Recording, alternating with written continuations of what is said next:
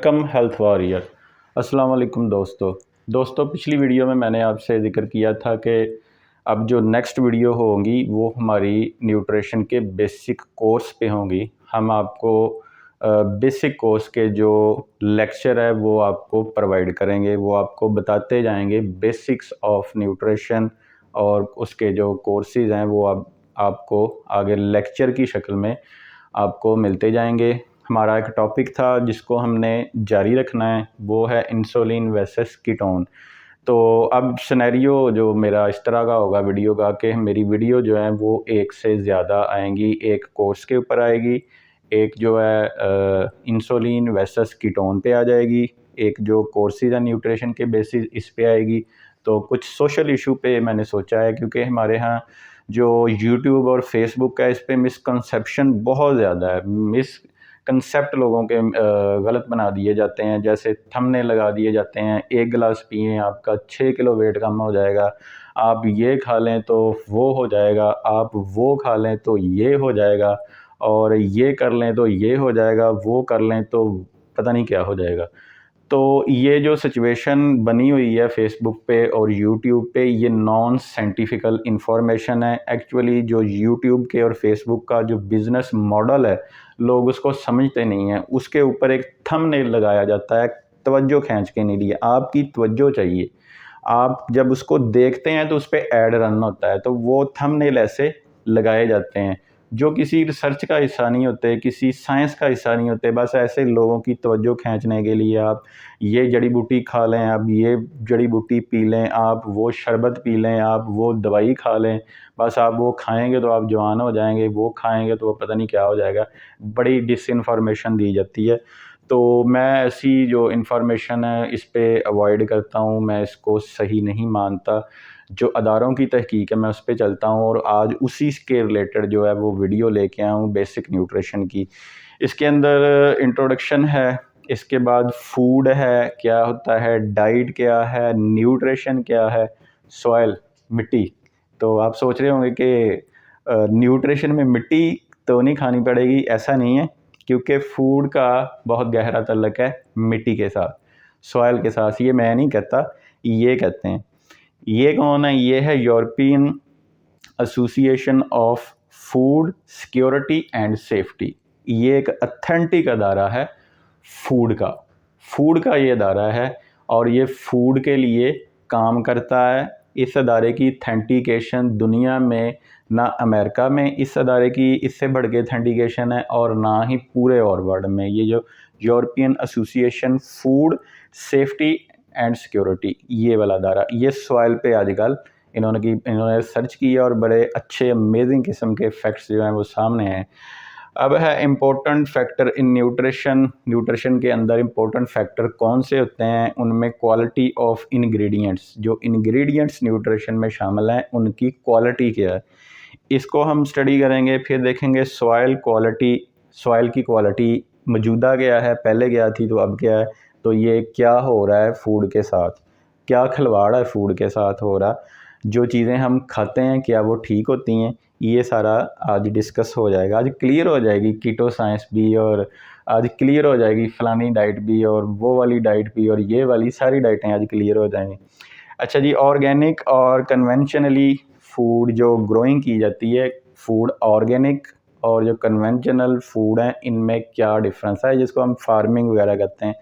Farming में और ये जो ऑर्गेनिक फूड है, इनका आपस में क्या कंपैरिजन और डिफरेंट है, ये सारी रिसर्चेज हैं, और ये अदारे का एक अदारे की तरफ से ये सारा कुछ जो मैं आपको बताऊंगा ये है, यानी कि ये कोई मेरी पर्सनल चीज़ नहीं है, ये अदारे की है। तो कॉपीराइट से बचने के लिए मैं उर्दू में तो और अपने हिसाब से इसको कर रहा हूँ, बीच में से कट मट उसकी यानी कटिंग करके, अदरवाइज़ फिर कॉपीराइट इशू आता है। ये नॉलेज ऐसे शेयर नहीं किया जा सकता, क्योंकि वो बहुत स्ट्रिक्ट लोग हैं जो सर्च करते हैं, वो अपनी पब्लिश को मतलब इस तरह पब्लिश नहीं करने देते। तो इंट्रोडक्शन के अंदर आएगा सबसे पहले कि फूड जो है वो वेरी करती है पर्सन टू पर्सन। मिसाल के तौर पर मज़दूर की नीड और है, इसके अलावा ख़वातीन की नीड और है, मर्द की नीड और है, बच्चे की नीड और है। सबका जो कंटेक्स्ट है न्यूट्रिशन का वो डिफरेंट है, सबकी नीड न्यूट्रिशन की डिफरेंट है।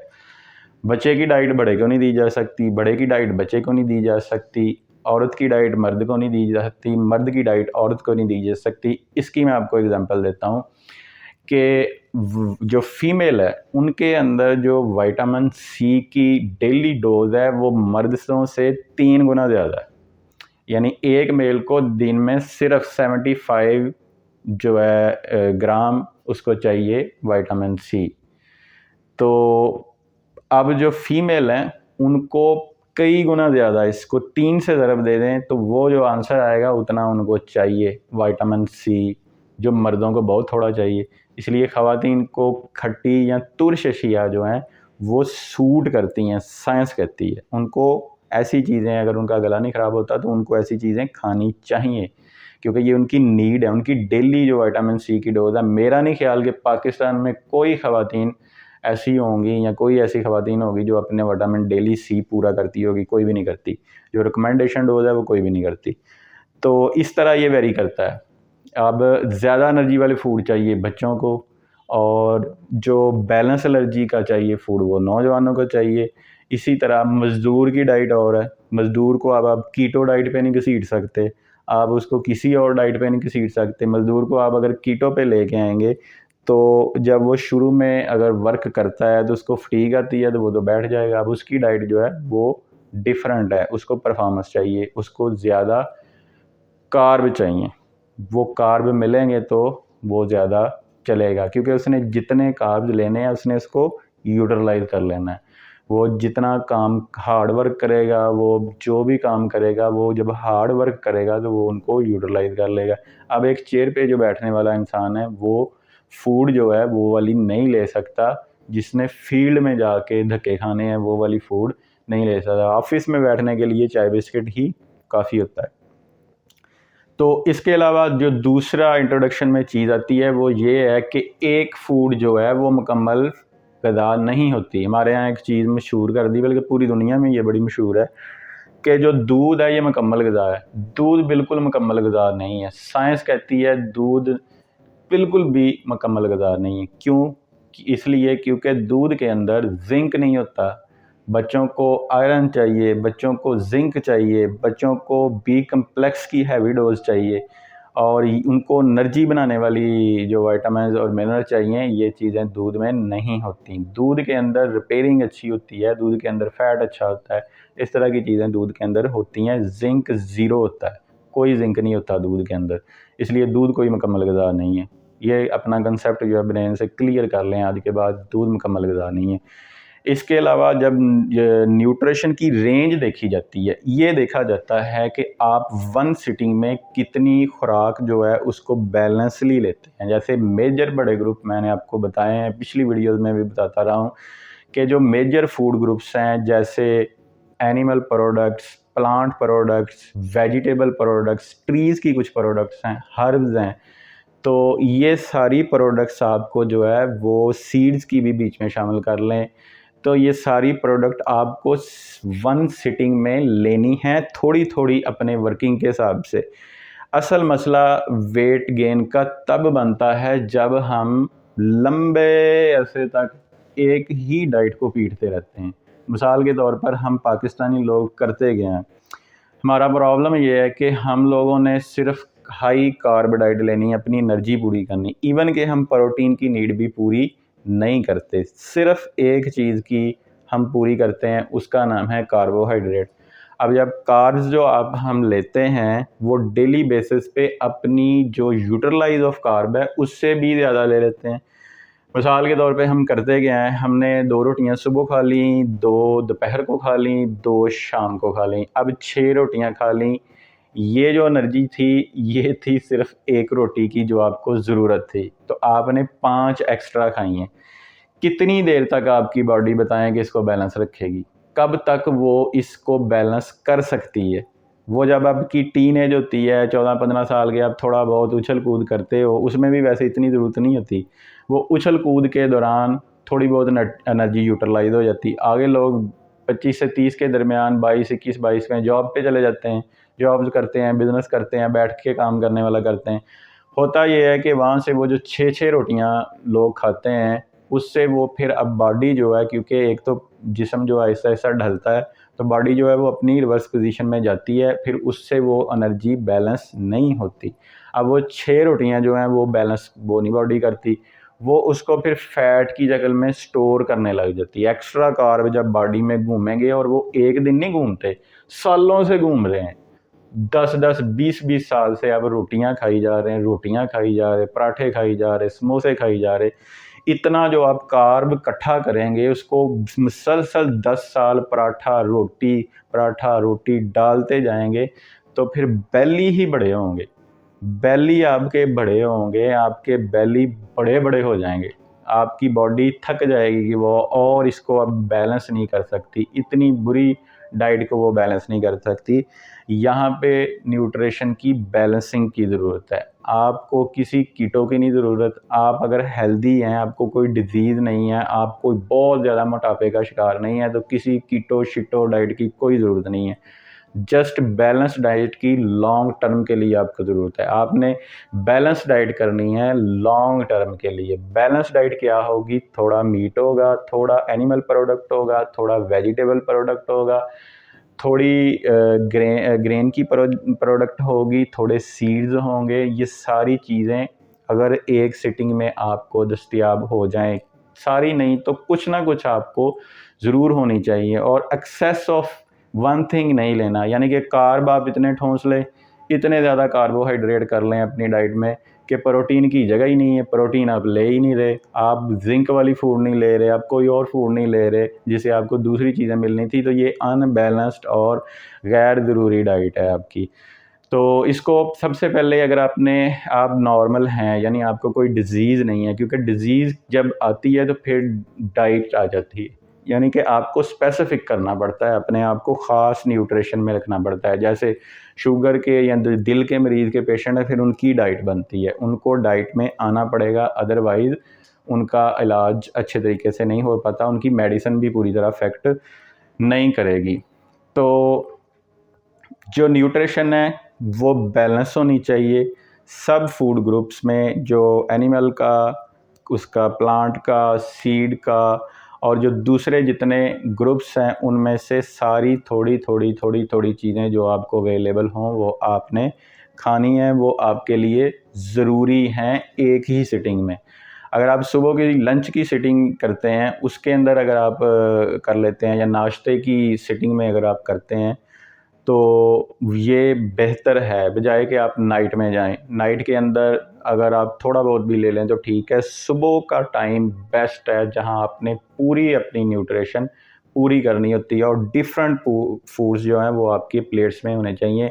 आपने ऐसी फूड इकट्ठी करनी है जो कलरफुल हो, यानी कि देखने में भी मज़ा आ रहा हो, अच्छी कलरफुल फूड जो है, जैसे कलरफुल वेजिटेबल्स होती हैं, कलरफुल आपकी प्लेट होनी चाहिए। ये जो फूड की कलरिंग है, इसके अंदर भी साइंस है। ये बहुत ज़्यादा कलरिंग वाली जो वेजिटेबल होती हैं, जैसे ग्रीन, येलो, ब्लैक, इस तरह की जो वेजिटेबल्स हैं, बहुत डार्क ग्रीन है, बहुत, इसके पीछे साइंटिस्ट कहते हैं कि ये जितने इनके कलर हैं उतनी ही ज़्यादा ये एंटी इन्फ्लेमेटरी हैं, और ब्लॉकेज बॉडी को रिवर्स करती हैं, आपको यंग एज की तरफ लाती हैं, आपको बूढ़ा नहीं होने देती, जो कलरफुल वेजिटेबल्स हैं। तो ये था एक ओवरव्यू, एक जनरल ओवरव्यू न्यूट्रिशन के बारे में। अब हम आते हैं टेक्निकल चीज़ों के बारे में, कि बाकी जो साइंटिफिकली और टेक्निकल चीज़ें जो हैं उनकी तरफ आते हैं। तो उसमें सबसे पहले आता है फूड। फूड क्या चीज़ है? फूड हम उसको कहते हैं एक ऐसा मादा, एक ऐसा ग़िज़ाई अज्ज़ा का मादा जिससे हमारी जो बॉडी है वो अपने आप को ज़िंदा रखती है। यानी फूड एक ऐसा ग़िज़ाई अज्ज़ा का मादा है। फिर रिपीट कर देता हूँ, फूड एक ऐसा ग़िज़ाई अज्ज़ा का मादा है जिसको लेकर अब्ज़ॉर्ब करके हमारी बॉडी ज़िंदा रहती है। Food is a substance which our body utilise to live. Food is a nutritional substance which is our body to take for long live or living things। तो इस तरह की जो है ये डेफिनेशन इसकी बन जाती है। उसके बाद आती है diet. Diet is a specific nutrients, ये एक ख़ास डोमेन है न्यूट्रिएंट्स की, स्पेसिफिक होना पड़ेगा। यानी कि डाइट ऐसी चीज़ है जिसके अंदर जो फूड है उसकी जो न्यूट्रिएंट्स हैं उसको स्पेसिफिक कर दिया जाता है। जैसे कीटो डाइट के अंदर आपके कार्ब्स को नीचे गिरा दिया जाता है, और इसके अलावा अटकिन खैर कीटो ही डाइट थी। इसके अलावा और डाइट्स हैं जिसके अंदर जो फूड की उसको इनबैलेंस किया जाता है, आपको स्पेसिफिक कर दिया जाता है। मिसाल के तौर पर जो हार्ट के पेशेंट हैं उनके लिए एक अलग डाइट है। अब किडनी वालों के लिए क्या होता है, उनको ऐसी डाइट दी जाती है जिसमें पोटाशियम, अगर वो किडनी के पेशेंट मुकम्मल बन चुके हैं, पोटाशियम प्रोटीन वगैरह कोई कम डाइट दी जाती है। यानी कि आपको जब स्पेसिफिक कर दिया जाए उसको हम कहते हैं ये अब डाइट है। तो न्यूट्रिशन जो है वो एलिमेंट्स हैं फूड के, जैसे प्रोटीन वगैरह, दूसरी कार्ब्स वगैरह, विटामिन्स। उसमें दो न्यूट्रिशन में बड़े ग्रुप्स आ जाते हैं, मैक्रो न्यूट्रिएंट्स, फिर उसके अंदर माइक्रो आती हैं। मैक्रो क्योंकि हर फूड के अंदर मैक्रो ज़्यादा है, मैक्रो न्यूट्रिएंट्स बहुत ज़्यादा होते हैं। वो इसलिए ज़्यादा हैं कि उनको बॉडी की ज़रूरत भी ज़्यादा है, यानी कार्ब की ज़रूरत ज़्यादा है, प्रोटीन की ज़रूरत ज़्यादा है, फ़ैट की ज़रूरत ज़्यादा है, और इसको मैक्रो कहते हैं क्योंकि ये बड़े होते हैं। फिर उसके बाद आते हैं माइक्रो। माइक्रो जो हैं वो छोटे न्यूट्रिएंट्स हैं, विटामिन्स और मिनरल्स और इस तरह की दूसरी जो एंटी इन्फ्लेमेटरी भी कुछ सब्सटेंस आते हैं, वो वाले आ जाते हैं माइक्रो न्यूट्रिएंट्स के अंदर। तो एक बड़ा इम्पोर्टेंट फैक्टर, बड़ा इम्पोर्टेंट वो है सॉइल।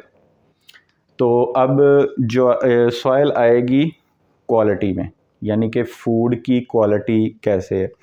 कुछ जनरल रूल्स आज आपको बता देता हूँ, ये न्यूट्रिशन के कवानीन हैं। जैसे किसी भी साइंस के कानून होते हैं, इसी तरह न्यूट्रिशन के भी कुछ कवानीन हैं, कानून है न्यूट्रिशन के। उनमें सबसे पहला कानून ये है कि जो फ्रेश फूड है, जो स्टोर्ड नहीं है, स्टोर नहीं किया गया, फ्रेश फूड है, उसकी न्यूट्रिशन हमेशा उस न्यूट्रिशन से ज़्यादा होगी, कम होगी जो अपना स्टोर्ड फ्रूट से फ्रेश की हमेशा कम होगी। यानी फ्रेश फूड जो है वो हमेशा हमेशा स्टोर फ्रूट जो फूड है उससे बेहतर है। फ्रेश फूड हमेशा स्टोर फूड से बेहतर है। वो कैन की शक्ल में हो, वो किसी भी शक्ल में हो, वो पैकेजिंग की शक्ल में हो, किसी भी शक्ल में हो, स्टोर जो फूड है उसकी न्यूट्रिशन हमेशा कम रहेगी। जो फ्रेश फूड होगा, जो फ्रेश वेजिटेबल होगी, जो फ्रेश मीट होगा, जो फ्रेश मिल्क होगा, जितने भी फ्रेश चीज़ें होंगी फूड की, वो always superior in nutrition from other food like packaging food, like can food. इस तरह की चीज़ों से वो ऑलवेज हमेशा ग्रेटर होंगी फ्रेश फूड। जितना फूड फ्रेश होगा वो बेहतर है आपकी सेहत के लिए। तो फ्रेशनेस जो है वो बहुत इम्पोर्टेंट रोल करती है अदा। क्योंकि उनके अंदर जो ड्राइनेस है वो कम होती है। एक और मज़े का फैक्टर बताता हूँ। एक आलू को ले लें या एक आप खुबानी को ले लें। खुबानी इसमें बड़ा अहम, मैं उसका आपको रोल बताऊंगा। खुबानी को जब आप ड्राई करते हैं तो ड्राई करने से होता क्या है, ड्राई करने से उसके अंदर कार्ब, प्रोटीन और जो विटामिन बी कम्प्लेक्स है जो कि बहुत उसके अंदर इम्पोर्टेंट होता है, वो बहुत ज़्यादा अच्छी क्वालिटी का होता है। तो ये जो बी विटामिन, प्रोटीन और जो कार्ब है वो जब जैसे जैसे आप उसको ड्राई करते हैं, मसलन आपने कुछ खुबानियाँ ली, आपने धूप में इसको ड्राई करने के लिए रख दिया, होगा ये जैसे मॉइस्चर का कंटेंट निकलेगा उस खुबानी में से, धूप की वजह से मॉइस्चर का कंटेंट निकलता जाएगा। अब जितना मॉइस्चर का कंटेंट निकलेगा उतनी प्रोटीन, उतना कार्बोहाइड्रेट या जो भी उसके अंदर फैट है वो भी, और कुछ विटामिन्स भी उस पानी के साथ जब इसको ड्राई करेंगे वो निकल जाएंगे। अब पीछे बचता गया है, पीछे बचते हैं मिनरल्स। मिनरल्स हमेशा ड्राई फ्रूट मतलब जब उसको ड्राई करते हैं किसी चीज़ को, उसके अंदर जमा हो जाते हैं, उसको मिनरल्स होते हैं। ये एक जनरल रूल है न्यूट्रिशन का कि हर वो फूड जिसको आप ड्राई करेंगे उसके अंदर बाकी चीज़ें निकलती जाएंगी, सिर्फ मिनरल्स बचते जाएंगे। मिनरल्स में मैग्नीशियम, पोटाशियम, आयरन, जिंक, ये चीज़ें उसके अंदर आती जाएंगी, बाकी चीज़ें निकलती जाएंगी जब आप उसको ड्राई करेंगे। इसलिए ये जो पैकेजिंग फूड होती है, फ्रेश नहीं होते, ये जब स्टोर्ड होते हैं ये ड्राई होते हैं, इनका मॉइस्चर कंटेंट कम हो जाता है। जैसे जैसे मॉइस्चर कंटेंट नीचे आता जाएगा वैसे वैसे उसकी न्यूट्रिशन फारग होती जाएगी। सेकंड, इसमें माइक्रोबियोम यानी कि माइक्रोबिया जो माइक्रोब हैं वो ज़्यादा बनते हैं। फ्रेश फ्रूट या फ्रेश वेजिटेबल, फ्रेश जो आपकी फूड है उसके अंदर ये ज़्यादा नहीं बनते। तो एक ये इसका फैक्टर है।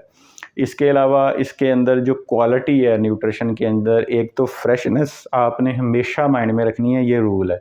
दूसरा, आपने ये देखना है कि ये जो सॉइल है जहाँ से ये प्रोड्यूस हो रही है, उस सॉइल की जो खुद की ताकत है वो कितनी है। बड़ा इंपॉर्टेंट रूल है, बहुत इंपॉर्टेंट रूल है। दुनिया में आते वक्त, अब जब दुनिया आगे जाएगी तो ये रूल जो मैं आपको बता रहा हूँ ना, ये इस पे अब रौला पड़ने वाला है, और ये रौला बल्कि पड़ चुका है। इस पे रौला पड़ चुका है सॉइल के ऊपर।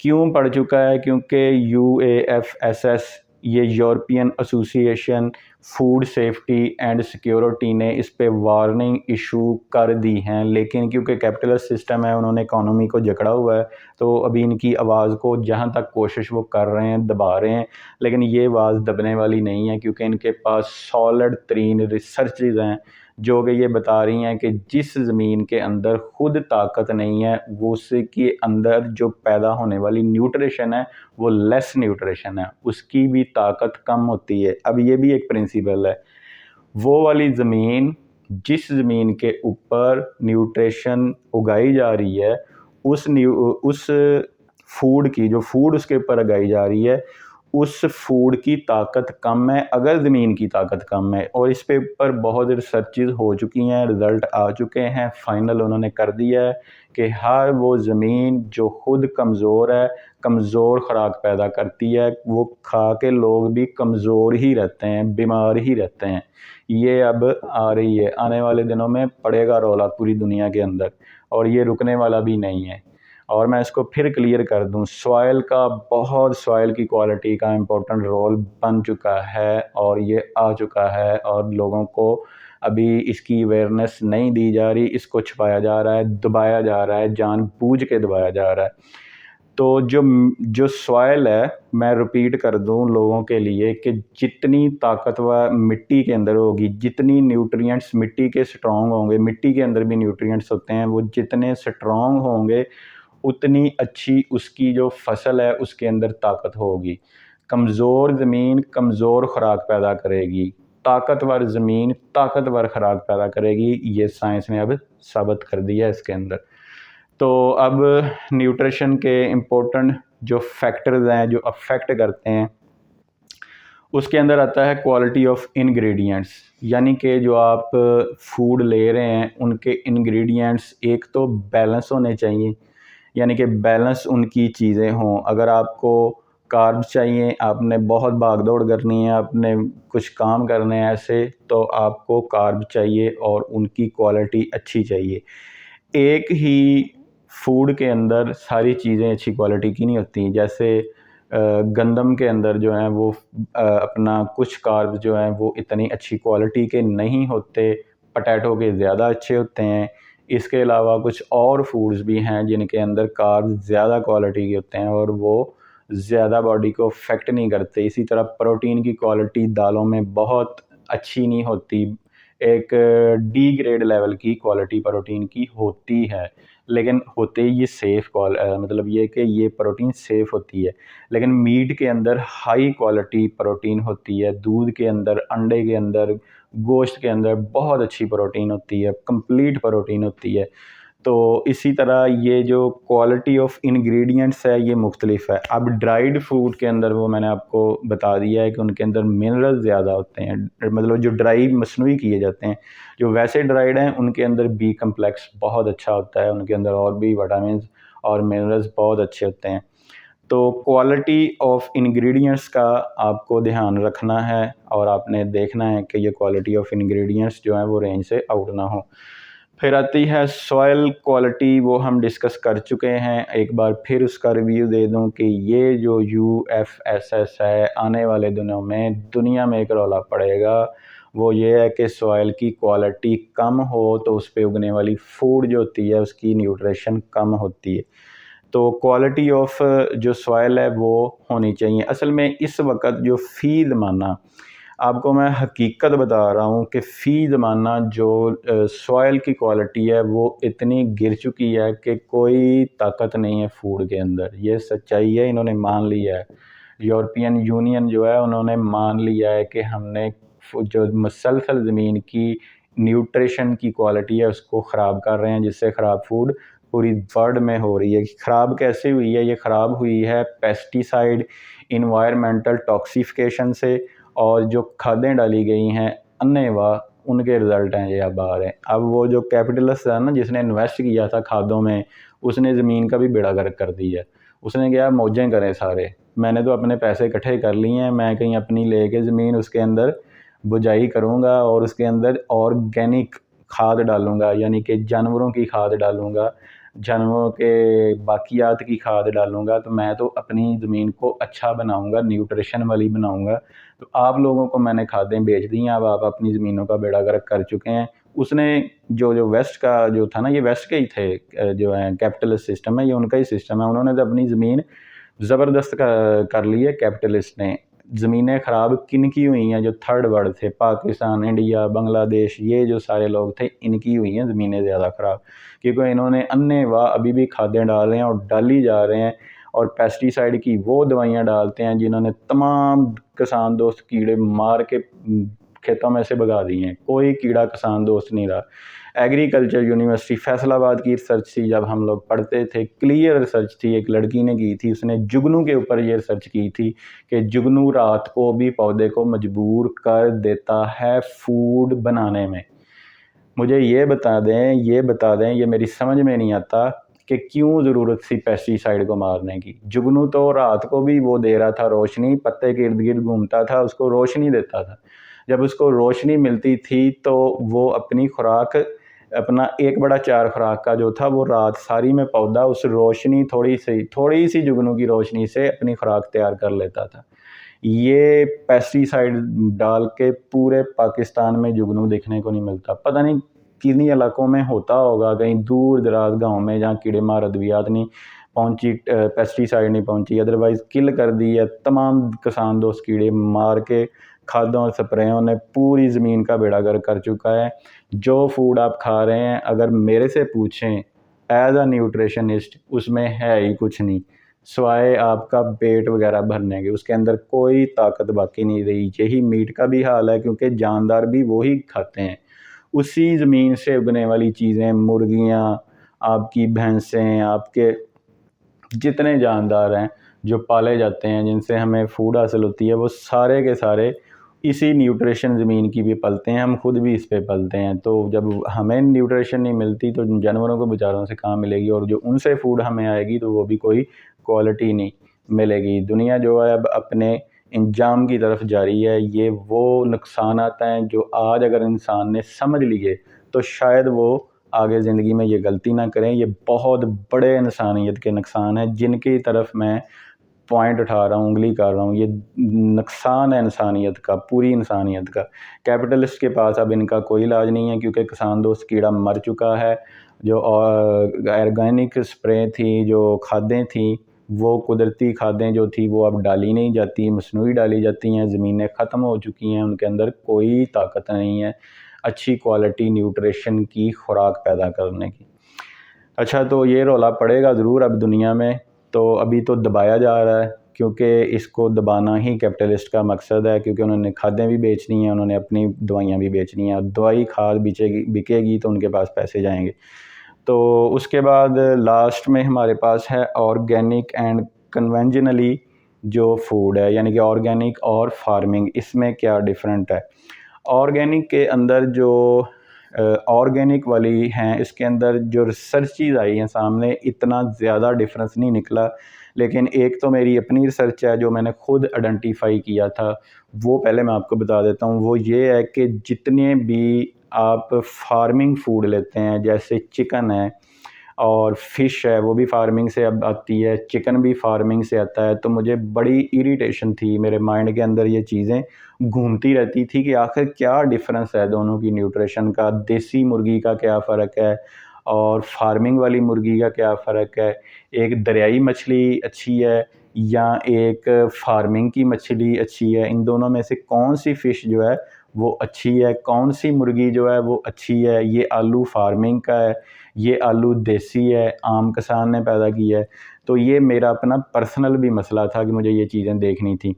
तो इसके अंदर जो मेरे माइंड के मुताबिक, वो सर्चेज़ के मुताबिक नहीं, मेरे माइंड के मुताबिक ये है कि जो इन्फ्लेमेटरी सब्सटेंस है, उसमें से एक सब्सटेंस आता है ओमेगा 3 फैटी एसिड। ओमेगा 3 जो है वो है एंटी इन्फ्लेमेटरी, यानी कि आपकी जो बॉडी है वो एंटी इन्फ्लेमेटरी जो है उसे चाहिए चीज़ें।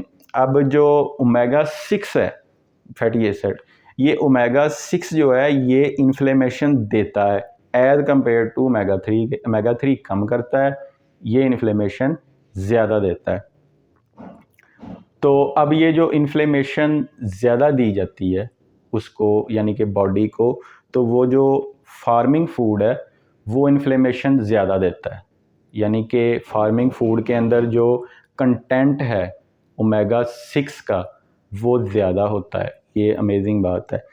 जो ओमेगा 6 का कंटेंट है वो फार्मिंग के अंदर ज़्यादा है और जो ओमेगा 3 का कंटेंट है वो ऑर्गेनिक के अंदर ज़्यादा है, देसी के अंदर ज़्यादा है। तो ये एक बड़ा मेजर डिफरेंट है। यानी कि जो आप तो फार्मिंग फूड खाने से बॉडी के अंदर जो इन्फ्लेमेशन है वो ज़्यादा होती है। क्यों ज़्यादा होती है? फार्मिंग फूड के अंदर ओमेगा 6 ज़्यादा होता है जो इन्फ्लेमेशन पैदा करता है। और जो ओमेगा 3 है ये देसी, जो नॉन फार्मिंग है, जो हमारा मतलब देसी तरीका, जो जैसे लोग मुर्गियां पालते हैं और जो लोग देसी तरीके से पे चलते हैं, यानी कि फार्मिंग नहीं करते, उसमें ओमेगा 3 ज़्यादा होता है जो कि एंटी इन्फ्लेमेटरी है। उसमें ओमेगा 3 का कंटेंट ज़्यादा होता है। ओमेगा 6 दोनों में ही होता है, फार्मिंग में भी होता है और जो नॉन फार्मिंग है, जो देसी हैं मुर्गी या देसी अंडे या देसी गोश्त जो हम खाते हैं, मछली वगैरह, दरियाई मछली, उस दोनों के अंदर दोनों ही होते हैं। ओमेगा 3 भी होता है, ओमेगा 6 भी होता है। लेकिन जो देसी है उसमें as compare to farming omega 3 ज़्यादा होता है। यानी कि वो कम इन्फ्लेमेशन देता है क्योंकि ओमेगा 3 इन्फ्लेमेशन को कम करता है। इसी तरह जो ओमेगा 6 है वो फार्मिंग में ज़्यादा होता है, वो इन्फ्लेमेशन देता है। अच्छा, अब ये जो इन्फ्लेमेशन आती है और जो इन्फ्लेमेशन रिड्यूस कर रहा है, तो जो इन्फ्लेमेशन दे रहा है वो फूड डेफिनेटली आपको कैंसर की तरफ भी लेके जाएगा, आपको ज़्यादा बीमारियों की तरफ भी लेके जाएगा। क्योंकि जहाँ इन्फ्लेमेशन आती है वहीं से तो बीमारी का आगाज़ होता है। इसीलिए एजेस कम हो रही हैं, इसीलिए प्रॉब्लम ज़्यादा बढ़ रहे हैं। तो ये मेरा अपना पॉइंट व्यू। तो रिसर्चेज़ के मुताबिक जो ऑर्गेनिक है और कन्वेंशनल जो है, कन्वेंशनली जो फूड ग्रोइंग होती है जिसे हम देसी कहते हैं, वो वाली फार्मिंग या वो वाला जो तरीका है, उसके अंदर जो वेस्ट की रिसर्चेज़ हैं वो ये बताती हैं कि जो कंटेंट है वो सेम है, लेकिन जो केमिकल कंपोजिशन है वो डिफरेंट है। यहाँ पे एक और मज़े की बात बता दूँ आपको कि जो वेस्ट की फार्मिंग है वो हमारी फार्मिंग से बहुत डिफरेंट है। उनकी फार्मिंग, वो अपने फीड, जो मुर्गियों का फीड है वो ऐसा बनाते हैं जैसा इंसान खाते हैं। यानी कि इतना अच्छा उसका वो फूड तैयार करते हैं कि वो इंसानों की खुराक से भी अच्छा उनका फीड होता है। तो ऐसे फीड के अंदर जो मुर्गी पलती है वो कई गुना हमारी फार्मिंग से बेहतर है। ये ध्यान में रखना चाहिए, हमारे मुर्गियों को बहुत गंदा फूड डाला जाता है, और इसीलिए उनका जो आगे इन्फ्लेमेटरी रेट है चिकन का वो हमारा अगर चेक किया जाए तो यकीनन यूरोप से डबल निकलेगा। तो उन्होंने लिखा है कि उनके ये जो कंटेंट है फूड में, यानी कि प्रोटीन का कंटेंट देसी में और जो फार्मिंग वाला प्रोटीन का कंटेंट है, इसकी उन्होंने कहा है क्वांटिटी में डिफरेंस नहीं है, यानी कि क्वांटिटी सेम ही मिल जाती है, लेकिन क्वालिटी में वो कहते हैं कि थोड़ा बहुत डिफरेंट है। इसलिए एक और बात है जो उन्होंने रिसर्च से बिल्कुल एक्यूरेटली बताई है, वो ये है कि जो फार्मिंग फूड है इनके टेस्ट कम हैं और काफ़ी ज़्यादा कम हैं एज़ कम्पेयर टू देसी एशिया के। जो देसी फूड्स हैं उनके टेस्ट जो हैं वो फार्मिंग के टेस्ट से कहीं गुना ज़्यादा अच्छे और डेवलप्ड हैं। तो ये जो फार्मिंग के टेस्ट हैं उनके कम होने की रीज़न भी यही है कि उनके अंदर जो क्वालिटी है वो डिफ़र करती है, लेकिन क्वांटिटी में वो ज़्यादा है। क्वालिटी में जो फार्मिंग है वो कम है, देसी के अंदर जो है वो ज़्यादा है। यानी कि देसी के अंदर टेस्ट भी ज़्यादा है और कंटेंट जो है वो बेशक कम हो लेकिन उसकी क्वालिटी काफ़ी ज़्यादा है, अच्छी है। तो आज की वीडियो यहाँ ख़त्म करते हैं, तो क्योंकि वीडियो बहुत ज़्यादा लंबी हो गई है। इंशाल्लाह अब नेक्स्ट जो वीडियो बनाऊँगा उसके अंदर लेक्चर 2 होगा, वो एक नया टॉपिक होगा और बहुत इंटरेस्टिंग होगा, आपको सुन के देख के भी मज़ा आएगा। तब तक के लिए आपसे इजाज़त चाहता हूँ। अल्लाह हाफ़िज़।